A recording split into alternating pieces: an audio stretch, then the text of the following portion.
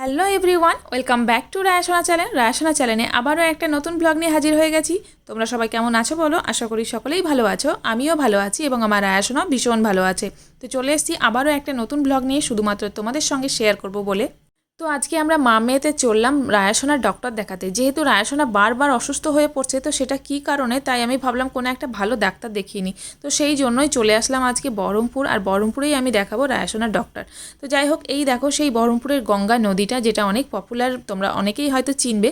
আর এইটাই হচ্ছে গঙ্গা, আর এটা হচ্ছে বহরমপুরের ব্রিজ। তো আমরা পৌঁছে গেছি বহরমপুর। তো রায়াসোনা আমি যাচ্ছি এদিক থেকে, আর আমার বরমশাই কিন্তু আসবে আমার শ্বশুরবাড়ি থেকে। যেহেতু আমি আমার বাপের বাড়িতে ছিলাম, তাই আমি আর রায়াসোনা মিলে যাচ্ছি, আর ওই দিকটা থেকে রায়াসোনার ড্যাডি চলে আসবে। তো আমরা পৌঁছে গেছি বহরমপুর, আর এই দেখো টোটো ধরে যেটা মানে লোকেশন, ডক্টর যেখানে বসে আমরা সেখানেই যাব। আর একটু দেরি হলেই কিন্তু ডক্টর অন্য জায়গায় চলে যাবে, তো সেই ভয়েই কিন্তু আমরা মা মেয়ে সকাল সকাল হাজির হয়ে গেছি। যেহেতু ডক্টর হাফবেলা দেখবে আজকে, তাই আমরা কিন্তু তাড়াতাড়ি পৌঁছে গেছি। তো ডক্টরটা খুব নাম করা, আর আমি সেখানেও পৌঁছে গেছি, যেই মেডিকেল সেন্টারে বসে সেখানেও পৌঁছে গেছি। তো আমি এখন পৌঁছে গেছি ঠিকই, কিন্তু রায়াসোনার ড্যাডি এখনও পৌঁছায়নি। যেহেতু রায়াসোনার অনেক আগেকার রিপোর্ট আছে, আমি সেগুলো দেখাবো ভেবেছি। আর এটা অনেক বড় মাপের ডক্টর, যেহেতু এমডি আছে, তো এখানে অনেক ভিড়ও আছে। তো আমি ফার্স্টেই কিন্তু নাম লিখিয়ে রেখেছিলাম ফোনের মধ্যে, তার আগে কিন্তু কোনো চান্সই নেই। যেহেতু ডক্টরটা বেশি পেশেন্ট দেখেই না, একদম হয়তো 20 থেকে 25টা মতো পেশেন্ট দেখবে, তারপরে কিন্তু সে চলে যাবে। তো ডক্টর মোহাম্মদ আলী, অনেকটা নাম করা শুনেছি, আর সকলের মুখে কিন্তু এখানে নাম শুনছি। তো দেখা যাক আমার রায়াসোনাকে দেখে কি বলছে। তো এদিকে আমি অপেক্ষায় ছিলাম রায়াসোনার ড্যাডির।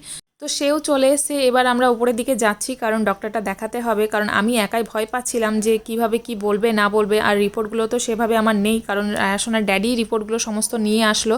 তো সেই জন্য আমি কিন্তু নিচেই দাঁড়িয়েছিলাম। তারপরে রায়াসোনার ড্যাডি আসলো যখন, তখন আমরা তিনজনে মিলেই যাচ্ছি উপরে। আর উপরে প্রচণ্ড ভিড়। তারপরে এখানে এসেও আবার স্লিপ নিতে হবে।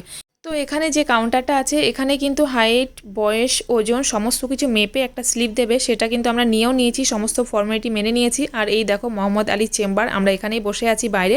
আর রায়াসোনা তোমাদের সকলকে হাই করছে। এখানে অনেক বাচ্চা, অনেক ভিড়। তো আমার মোটামুটি 22 নম্বরে নাম আছে। তো দেখা যাক আমি এখন বসে কত নম্বরে পাই। তো চলছে সমস্ত কিছু, মানে পেশেন্ট দেখা চলছে। একটা বাচ্চার পিছনে মিনিমাম 10 থেকে 15 মিনিট টাইম নিচ্ছে, তো অনেকটা মানে লেট করছে। তো স্বাভাবিক, যেটা বাচ্চাকে একটু তো সময় নিয়ে দেখতেই হবে। আমার খুব ভালো লাগলো এই জিনিসটা। আর অনেক বাচ্চার কিন্তু ভিড় আছে, কেউ কান্না করছে, কেউ হাসি করছে, বেশ ভালোই লাগছে। তার মধ্যেও রায়াসোনা আমার বসে আছে। তো এখন দেখা যাক কতটা টাইম লাগে আমাদের এই ডক্টর দেখাতে। তো আমিও এই দেখো বসে আছি, রায়াসোনার ড্যাডিও বসে আছে। তো এবার আমরা ভেতরে যাব। তার আগে কিন্তু রায়াসোনা বেশ দুষ্টুমি করছিল, তাই ওকে ফোন দিয়ে বসিয়ে রেখেছি, কারণ বাচ্চা মেয়ে অনেকক্ষণ বসে থাকতে পারছে না ধৈর্য ধরে, তাই ওকে ফোন দিয়ে দিয়েছিলাম। তো যাই হোক, আমাদের ডক্টর দেখানো হয়ে গেছে, সমস্ত কিছু কমপ্লিট হয়ে গেছে। ডক্টর সমস্ত কিছু ভালোভাবে দেখলো রায়াসোনাকে, আর আমার কাছেও কিছু শুনে নিল যে তার কি কি প্রবলেম হচ্ছে, কি কি সমস্যা হচ্ছে, সমস্ত কিছু জেনে নিল, এবং যেগুলো রিপোর্ট ছিল আগে সেগুলো খুব ভালোভাবে দেখে নিল। তারপরে রায়াসোনাকে ভালোভাবে চেক করলো, কিন্তু রায়াসোনার সেরকম কোনো প্রবলেমই নেই। একটু খাওয়া দাওয়া মানবিজ করে চলতে হবে বললো, আর এখানে কিছু টেস্ট দিল, সেগুলো করে নিতে বললো। আর কিছু খাবার একদমই টোটালি বারণ করে দিল, আর ফল খেতে বললো, যেগুলো পাপাইয়া, অ্যাপেলস, নাশপাতি, এগুলো বেশি বেশি করে খেতে বললো আমার রায়াসোনাকে। তো যাই হোক, আমরা এগুলো সব মেনে চলবো। বাড়িতে গিয়ে রায়াসোনা পুরো স্ট্রিক্টলি খাবার দাবার একদম চেঞ্জ হয়ে যাবে।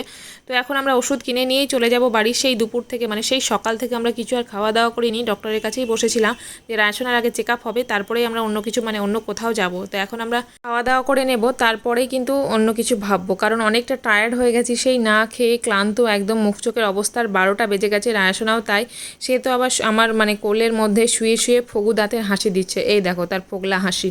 তো বেশ ভালোই লাগছে, সব মিলিয়ে মিশিয়ে দিনটা বেশ ভালোই কাটলো, তিনজনে মিলে বেশ ভালোই কাটালাম দিনটা।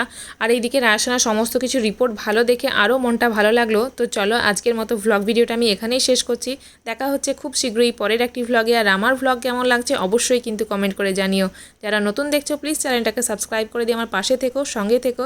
আর যারা লাইক দিতে ভুলে গেছো, অবশ্যই একটা লাইক দিয়ে কিন্তু আমার পাশে থেকো। তো চলো, টাটা, বাই বাই। তোমরা কিন্তু খুব সাবধানে থেকো।